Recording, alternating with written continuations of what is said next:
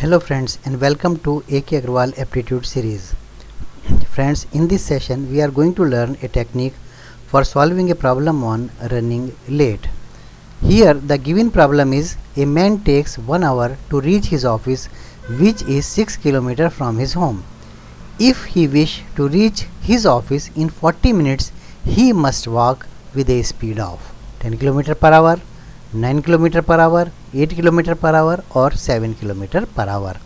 So just to solve this question, again let us use the formula distance is equal to speed into time. In both the cases his distance from home to office is constant.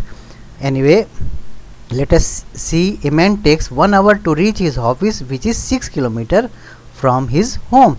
Speed is given by distance upon time. So normal speed with which he is walking is d upon t, because distance is 6 km and time taken by him is 1 hour. So normal speed s1 is equal to 6 km per hour and normal time he takes 1 hour to reach his office. So he is moving with a speed of 6 km per hour to reach his office in 1 hour.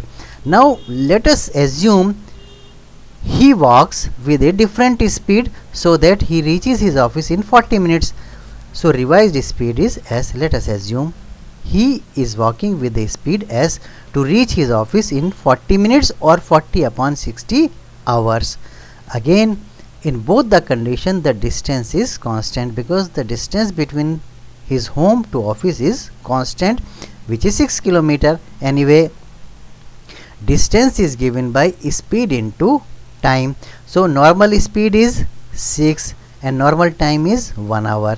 So when he is moving with normal speed, he takes 1 hour. So 6 into 1, 6 is his normal speed, 6 km per hour, and normal time is 1 hour.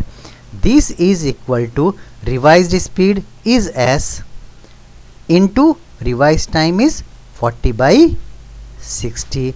They are same. Solve this equation. S is equal to 9 km per hour. This is the answer.